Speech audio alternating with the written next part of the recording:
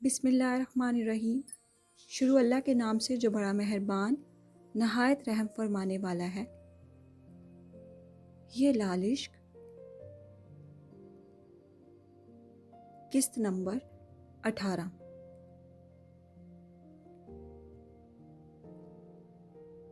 اس تاریک سیاہ عذاب کے سے کنویں میں قید اسے 3 مہینے بیت چکے تھے، مگر مجال تھی جو وہ ایک رات بھی سویا ہو یا خود پر ہو رہے جبر پر رویا ہو۔ اسے دیا جانے والا ہر ایذا اسے تسکین پہنچا رہا تھا، کیونکہ ہر گزرتے لمحے کے ساتھ وہ اس بات پر خوش ہو رہا تھا کہ وہ موت کے ایک قدم اور قریب ہو گیا ہے۔ اس کے دل میں بس ایک ہی خواہش باقی رہ گئی تھی، اور وہ تھی موت سے جا ملنا۔ وہ مر جانا چاہتا تھا۔ اسے لگتا تھا موت ہی اسے اس درد سے نجات دلا سکتی ہے جو درد اس کی روح کو چاک پر چاک کر رہا ہے۔ اس کا جسم زخموں سے چور تھا، آنکھیں ورم کا شکار تھیں، پیروں میں بھاری بیڑیاں یوں باندھی گئی تھیں گویا وہ کوئی وحشی جانور ہو، حتیٰ کہ ہاتھوں تک میں زنجیروں سے جڑی کڑیاں تھیں جن کے نیچے گہرے نیل اور سرخ گھاؤ تھے۔ اپنے نڈھال وجود کو گھسیٹتا کنویں کی دیوار سے چپکا، وہ ہاتھ میں کوئلے کا ٹکڑا پکڑے اتنے دنوں سے نہ جانے اس دیوار پر کیا تراش رہا تھا جو پائے تکمیل تک پہنچنے کا نہیں تھا۔ شاید وہ کسی کا چہرہ تھا۔ اس کی آنکھوں سے اشک ہم وقت لمحہ بلمحہ بہتے رہتے تھے، نظر ہر گزرتے دن کے ساتھ دھندلاتی جا رہی تھی، جیسے وہ اپنی بینائی کھو رہا ہو۔ بال اور داڑھی بڑھ گئے تھے۔ رات کے دوسرے پہر گہرے اندھیرے میں جہاں کچھ دیکھنا بھی محال تھا، ایسے میں وہ اس دیوار پر بڑی مہارت کے ساتھ اس حسین چہرے کے نقش و نگار تراش رہا تھا، جیسے اسے سب روشن نظر آ رہا ہو، اور ایسا صرف اس وقت ہوتا تھا جب وہ اس کام میں مشغول ہوتا، اور پھر اس چہرے کا ایک حصہ مکمل کرتے۔ نہ جانے کیسے آج اسے اونگ آ گئی تھی۔ اس کا سر وہیں اس دیوار پر ڈھلک گیا۔ پھر وہ ایک خواب دیکھتا ہے، اور دیکھتا کیا ہے کہ اس کنویں کی راہداری کی تاریکی کو ایک روشنی چیرتی ہوئی اندر داخل ہوتی ہے، جس سبب اندر کا تمام منظر اندھیرے سے روشنی میں نہاتا روشن ہو جاتا ہے، اور پھر سفید لباس میں موجود ایک حیولہ اس روشنی میں نمودار ہوتا ہے۔ اس نے آنکھیں اٹھا کر سامنے دیکھا، اور سامنے وہ کھڑی تھی، ماہرو۔ ہاں، مسکرا کر اسے دیکھتی، نور میں چمکتا چہرہ لیے وہ ماہرو جہانگیر خان ہی تھی، اور یہ خواب ابان علی شاہ کی زندگی کا خوبصورت ترین خواب تھا۔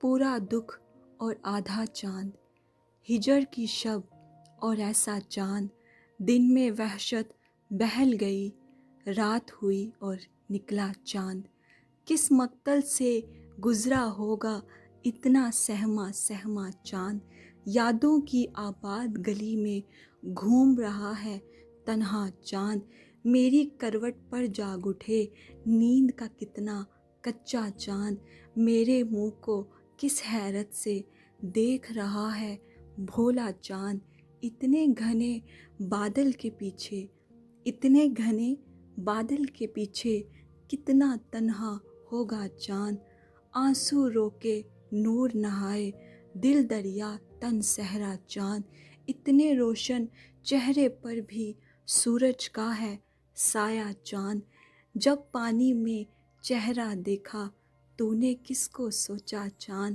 برگد کی ایک شاخ ہٹا کر جانے کس کو جھانکا چاند، رات کے شانے پر سر رکھے دیکھ رہا ہے سپنا چاند، سوکھے پتوں کے جھرمٹ پر شبنم تھی یا ننھا چاند، صحرا صحرا بھٹک رہا ہے اپنے عشق میں سچا چاند، ہاتھ ہلا کر رخصت ہوگا اس کی صورت ہجر کا چاند۔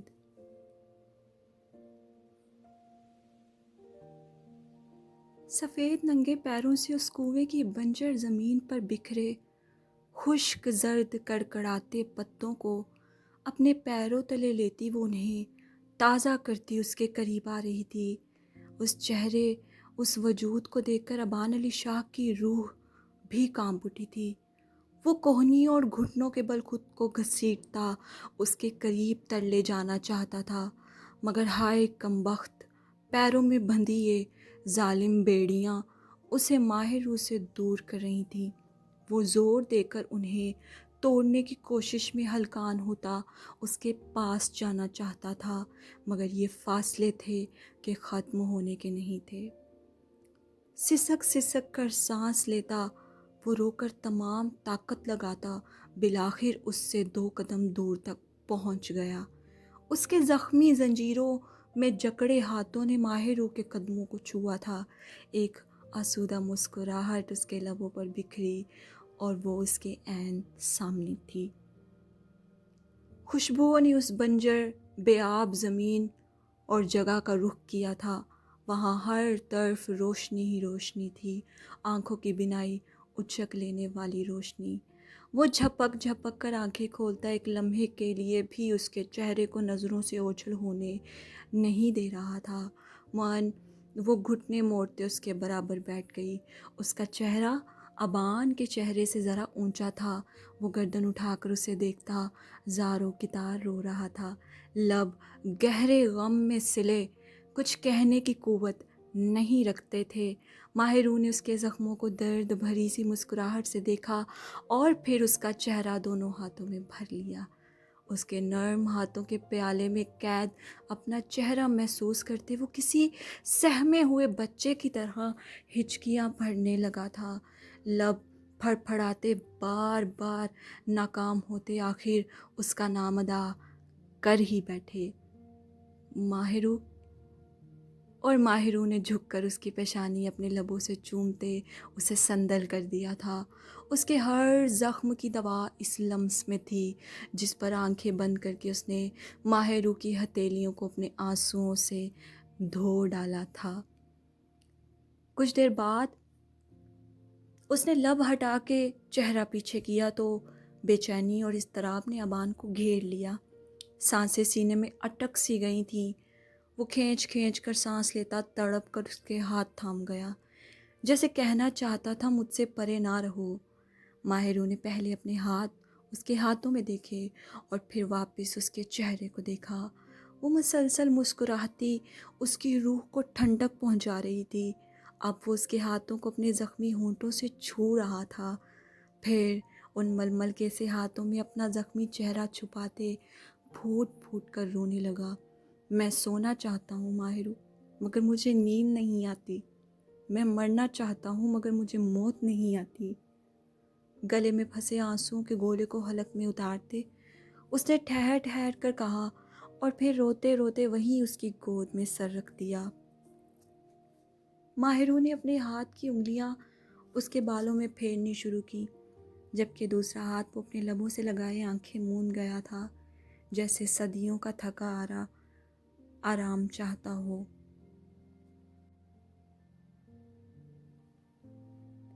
معن اس روشنی کے باعث وہ اپنے دوپٹے کا آنچل اس کے چہرے پر اوڑھا گئی اور وہ گہری نیند میں چلا گیا۔ نہ جانے کتنے زمانے بیت گئے، ایسا ابان کو لگا کہ وہ سویا رہا، زندگی کی سب سے زیادہ پرسکون نیند۔ لمحے گزرتے گئے، بھاری سانسیں خارج کرتا وہ سوتا رہا، مگر پھر خواب تو خواب ہی ہوتا ہے اور اسے ایک دن ٹوٹنا ہی پڑتا ہے۔ اس کے ساتھ بھی کچھ ایسا ہی ہوا تھا جب ایک معمولی سے ہوا کے جھونکے نے اس کی نیند کو کچا کر دیا اور وہ جاگ اٹھا۔ آنکھیں کھول کر دیکھی تو وہ اس دیوار کے ساتھ سر ٹکائے ہوئے تھا۔ اندھیرے نے واپس اس کنویں کا رخ کر لیا تھا، روشنی ناپید ہو گئی تھی اور وہاں صرف وہ اور اس کی دردناک تنہائی باقی رہ گئے تھے۔ ابان نے اپنے چہرے کو چھو کر دیکھا جس پر وہ آنچل اب موجود نہیں تھا، پھر اس نے یوں ہی بولائے ہوئے ارد گرد دیکھا، وہاں کوئی نہیں تھا۔ وہ ہذیانہ ہوتا حلق کے بل چیخ کر اسے پکارنے لگا۔ ماہرو اس سیاہ اندھیرے میں ڈوبی راہداری کے اس پار اس کی تشنہ آنکھیں اسے تلاش کرنے لگیں اور نظر آئے پشت پر بکھرے سنہری بال اور وہیں سفید آنچل۔ وہ جا رہی تھی اس سے دور، بہت دور، ستاروں کے دیس، اور وہ جا چکی تھی جبکہ خود کو گھسیٹ کر راہداری سے نکلنے کی کوشش کرتا، اپنے پیروں میں بندھی بیڑیوں سے خود کو مزید زخمی کرتا، وہ صرف بے بس سا اسے پکارتا رہ گیا، ماہرو، ماہرو، مجھے چھوڑ کے مت جاؤ، مجھے اپنے ساتھ لے جاؤ، میں تمہارے بغیر جی نہیں پاؤں گا۔ یہ درد بھری سرگوشیاں تھیں اور وہ جو وجود تھا ہوش و حواس سے بیگانہ ہو گیا۔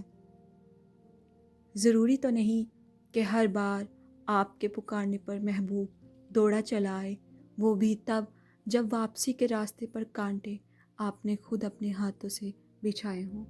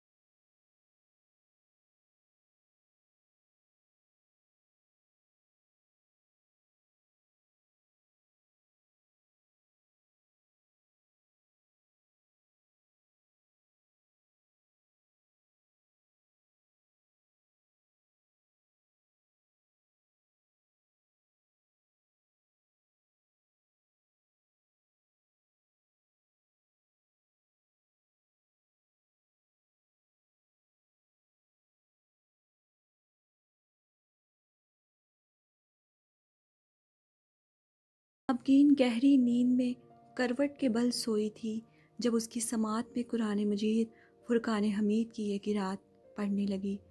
بلا شبہ یہ خوبصورت آواز جلال کی تھی کہ جس نے اسے گہری نیند سے بھی جگا دیا تھا۔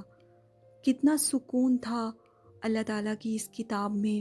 وہ بند آنکھوں سے مسکرائی اور پھر مسرور سی آنکھیں کھولتی کمر کے بل سیدھی ہوئی اور چت لیٹے اوپر چھت کو دیکھتے اس آواز سے تسکین حاصل کرنے لگی۔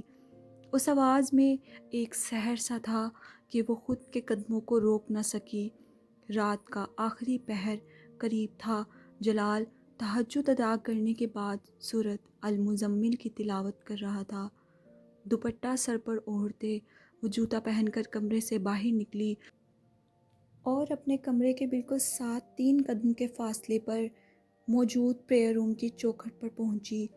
ادھ کھلے دروازے سے اس نے جھجکتے ہوئے اندر دیکھا، جہاں سامنے ہی کمرے کے وسط میں جلال سفید قمیض شلوار میں ملبوس، سر پر سفید جالی دار ٹوپی پہنے اپنی کرسی پر بیٹھا قبلہ رخ چہرہ کیے ادب سے سر جھکائے قرات کر رہا تھا۔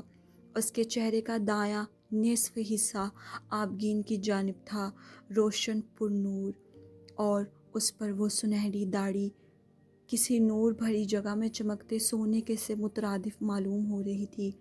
اگر کوئی اور وقت ہوتا اور وہ عبادت میں مشغول نہ ہوتا تو بالضرور اس کے باہر موجود ہونے کو محسوس کر لیتا، مگر جلال جہانگیر خان وہ شخص تھا جو اپنے رب تعالیٰ کی عبادت کرتے ہوئے اس قدر استغراق کی حالت میں چلا جاتا تھا کہ اسے ارد گرد کا کچھ ہوش ہی باقی نہیں رہتا تھا۔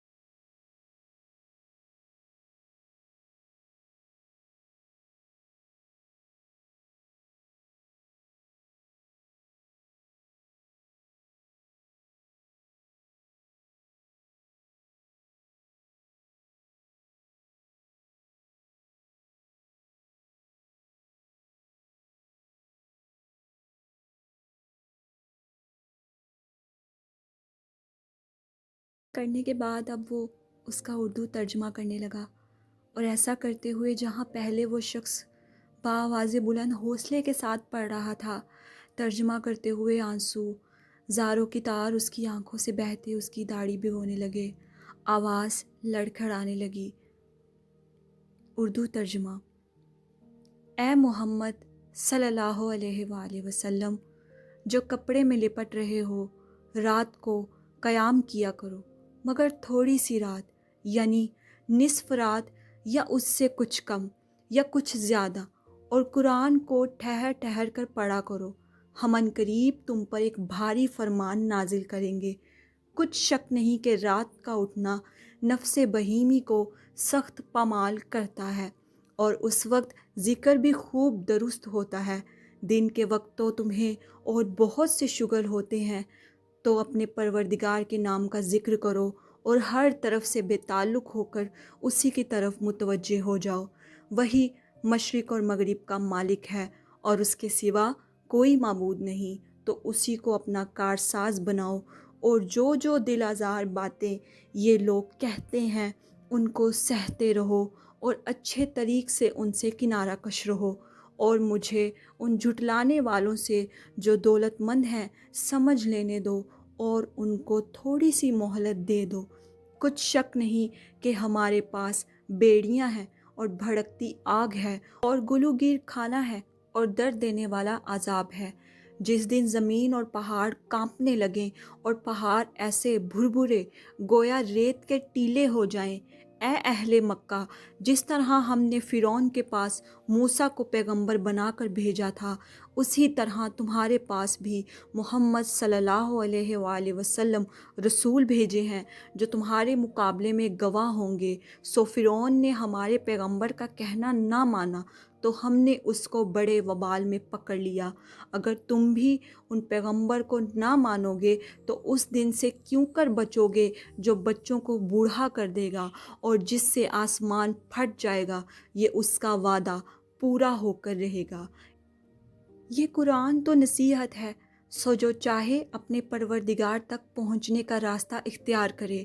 تمہارا پروردگار خوب جانتا ہے کہ تم اور تمہارے ساتھ کے لوگ کبھی 2/3 رات کے قریب، اور بھی آدھی رات، اور بھی تہائی رات قیام کیا کرتے ہو، اور اللہ تو رات اور دن کا اندازہ رکھتا ہے۔ اس نے معلوم کیا کہ تم اس کو نبھا نہ سکو گے، تو اس نے تم پر مہربانی کی، پس جتنا آسانی سے ہو سکے اتنا قرآن پڑھ لیا کرو۔ اس نے جانا کہ تم میں بعض بیمار بھی ہوتے ہیں، اور بعض اللہ کے فضل یعنی معاش کی تلاش میں ملک میں سفر کرتے ہیں، اور بعض اللہ کی راہ میں لڑتے ہیں، تو جتنا آسانی سے ہو سکے اتنا پڑھ لیا کرو، اور نماز پڑھتے رہو، اور زکوٰۃ ادا کرتے رہو، اور اللہ کو نیک اور خلوص نیت سے قرض دیتے رہو، اور جو عمل نیک تم اپنے لیے آگے بھیجو گے اس کو اللہ کے ہاں بہتر اور صلے میں بزرگ تر پاؤ گے، اور اللہ سے بخشش مانگتے رہو، بے شک اللہ بخشنے والا مہربان ہے۔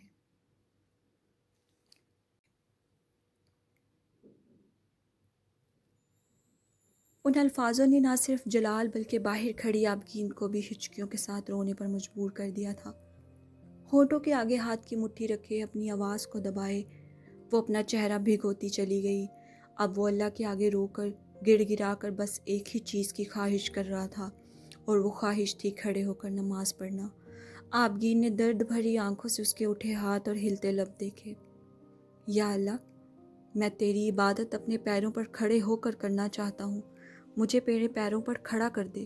میرے رب، بے شک تو ہی سب سے بڑا کارساز ہے، میری دعا قبول فرما کہ تو ہر چیز پر قادر ہے۔ آمین۔ جلال کے چہرے پر ہاتھ پھیرنے سے پہلے آبگین نے آمین کہا تھا۔ یہ دعا اس نے اکیلے نہیں کی تھی، اس دعا میں اس کی بیوی بھی شامل تھی۔ یہ خواہش صرف اس کی نہیں تھی، یہ خواہش اس کی شریک حیات کی بھی تھی۔ ہاں، یہ اس کی زندگی کی سب سے بڑی خواہش تھی، جلال کو کھڑے دیکھنا۔ وہ اپنے شوہر کو خود سے بلند دیکھنا چاہتی تھی ہمیشہ۔ وہ اس کی زندگی کا وہ پہلا مرد تھا جس نے اس کے دل میں گھر کر لیا تھا، جس نے اس سے محبت کی تھی، جس نے اس کی عزت کی تھی، جس نے اسے وہ مان، وہ مقام بخشا تھا जो उसे कभी कभी नहीं मिला था। वो चाहती थी उसे बहुत ज़्यादा, शायद अपनी सांसों से भी बढ़कर। फिर जलाल के महसूस करने से पहले ही वो रुख मोड़ती, तेज़ी से वहाँ से हटती, अपने कमरे में चली गई।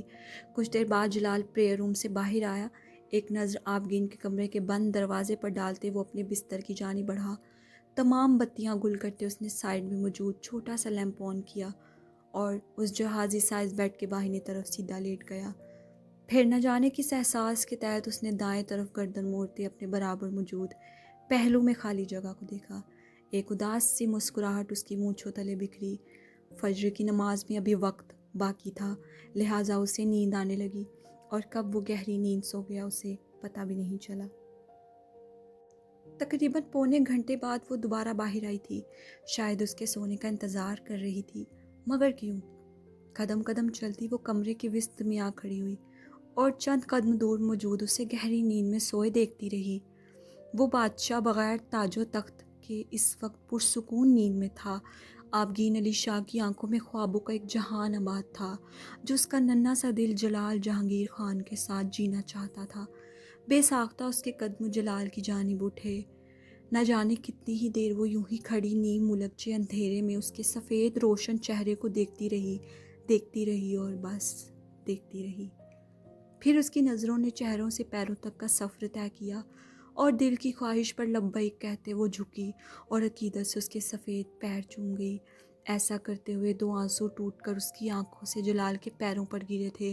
वो शायद इस संसार की पहली लड़की थी जो अपने शोहर के पैर चूम रही थी। अगर उसे सजदे की इजाज़त होती तो वो बिल ज़रूर अपने शोहर को सजदा करती। दूसरी जानिब जलाल ने जैसे महसूस किया था कुछ। उसने अपनी पलकें ज़ोर से मींची।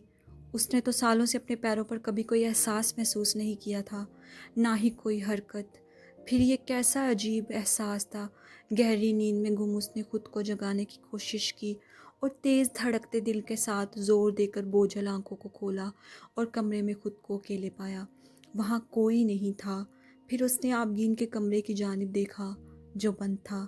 गहरी सांस छोड़े वो उठ बैठा और बेड क्राउन से टेक लगाकर बैठ गया। नज़रें बार बार आबगीन के दरवाजे की जानिब उठ रही थी, जो शायद अंदर से लॉक था। उसे क्यों लगा जैसे वो अभी उसके पास आई थी। उसका दिल गवाही दे रहा था, मगर दिमाग मानने से इनकारी था। फिर दिलो दिमाग में जारी इस जंग को तर्क करते, एक और थकान ज़दा सांस छोड़ते हुए वो फज्र की अजान होने का इंतज़ार करने लगा। दूसरी तरफ अपने कमरे के दरवाजे के साथ कमर टिकाकर खड़ी वो आंखें हद दर्जा तक खोले, दिल थामे अपनी मुंतशिर धड़कनों को संभालने की नाकाम सही कर रही थी। अगर वो उसे देख लेता तो क्या होता? वो तो अपने हवास भी काबू न रख पाती और ज़रूर उस पर गशी तारी हो जाती। और जलाल के सामने जो शर्मिंदगी होती वो अलग, मगर पहली बार उसने कोई चालाकी की थी, 21 साल में पहली बार, और वो थी आंसुओं को चुरा लेना। उसके पैरों पर गिरे थे, हाँ वो आंसू। अपने दुपट्टे के सिरे से उसने उन आंसुओं को चुन लिया था और उस सिरे को देखती वो दिल के मुकाम पर रख गई, क्योंकि उस पर जलाल का लम्स मौजूद था। और कई लम्हे सुकून से आंखें बंद किए मुस्कुराती रही। जलाल जहांगीर खान तो पत्थर को भी खुद से मोहब्बत करने पर मजबूर कर देता। वो तो फिर जीती जागती इंसान थी। खानपुर। उजाला ट्रे में अपना नाश्ता रखे किचन से निकलती डाइनिंग हॉल की जानिब जा रही थी। अभी उसने दहलीज में कदम रखा ही था जब उसे किसी कुत्ते के भौंकने की आवाज़ आई।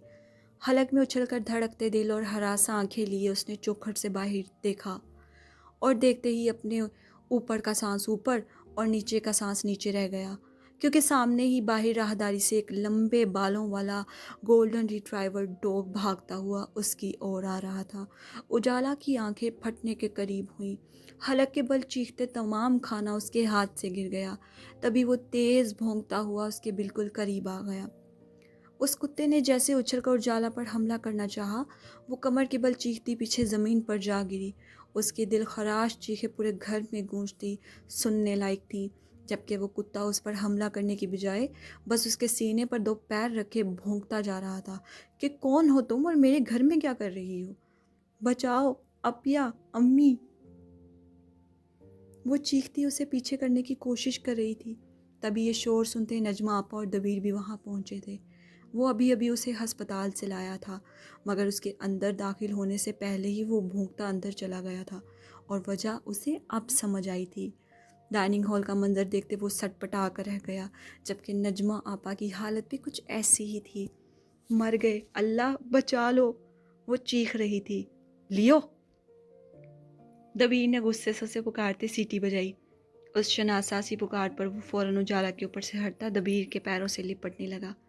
یہ کیا حرکت تھی؟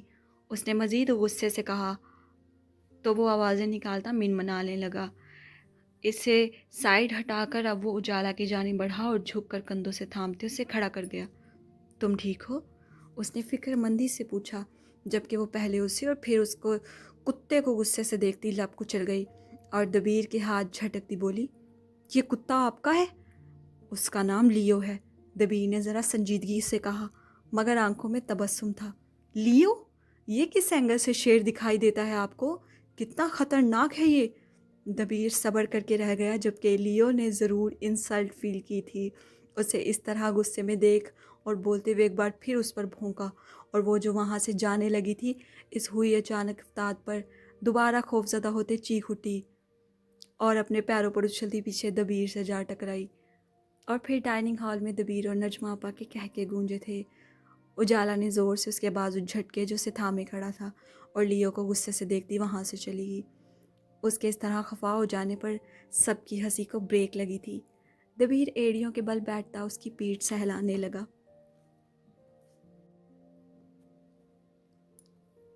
کتنی غلط بات ہے نا، تم نے ناراض کر دیا اسے۔ وہ کوئی انجان نہیں، ہمارے گھر کی اہم فرد ہے، نام ہے اجالا، اور تمہیں ہمیشہ اس کا خیال رکھنا ہے، میرے ہوتے ہوئے بھی اور غیر موجودگی میں بھی، سمجھ گئے تم؟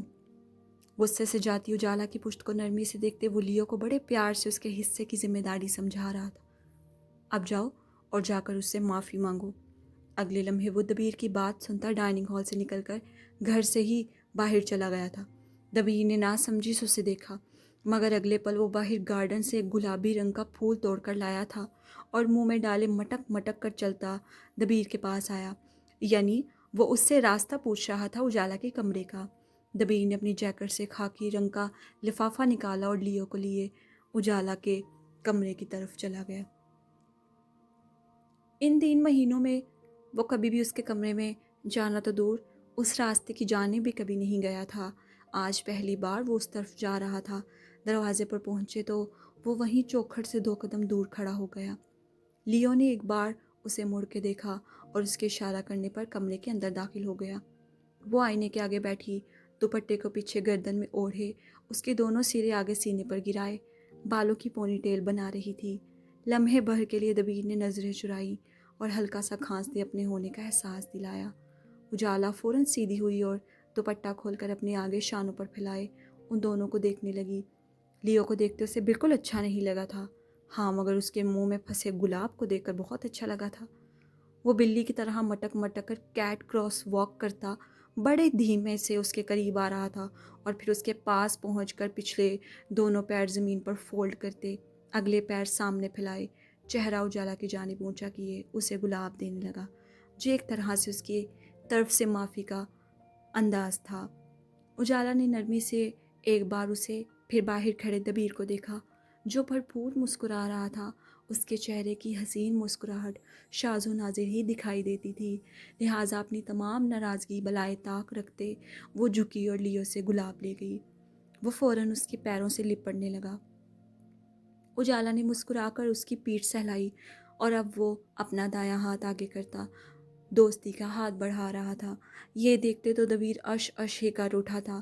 اجالا نے فوراً ہاتھ ملاتے اس سے پکی دوستی کر لی اور جھک کے اس کا سر بھی چوما۔ بلا شبہ وہ بہت خوبصورت ہلکے سنہری رنگ کا ڈاگ تھا، جو کہیں سے بھی خطرناک نہیں لگتا تھا، اور اس کے جسم پر موجود لمبے بال اسے اور بھی حسین بناتے تھے۔ لیو، دبیر نے اسے پکارا۔ وہ فوراً اٹھ کر اس کے پاس گیا اور اب دبیر کا پکڑایا لفافہ لے کر آیا اور اجالا کو دیا۔ اس نے ناسمجھی سے دبیر کو دیکھتے لفافہ کھولا اور اس کے اندر سے ایک طے شدہ سفید کاغذ نکالا۔ پھر اس نے پیشانی پر بل لیے اسے کھولا اور دیکھتے ہی دیکھتے اس کا چہرہ تمتمانے لگا۔ آنکھوں میں ایک چمک سی ابھری تھی اور اگلے لمحے وہ خوشی سے چیختی اچھلی تھی۔ میں پاس ہو گئی، شکر ہے اللہ کا۔ پھر اس نے خوشی سے دبیر کو دیکھا تھا جو پہلے ہی اسے مسکرا کر دیکھ رہا تھا۔ کانگریچولیشنز، دبیر نے کہا۔ تھینک یو سو مچ، یہ سب آپ کی وجہ سے ممکن ہو پایا ہے۔ وہ بہت خوش تھی۔ یہاں کبھی کبھی وہ بالکل بھول ہی جاتی تھی انجم کو، معراج کو۔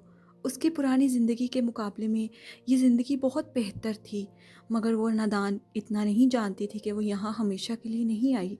ایک نہ ایک دن اسے جانا ہی ہے، یہاں سے دور، واپس اپنی دنیا میں۔ جاری ہے۔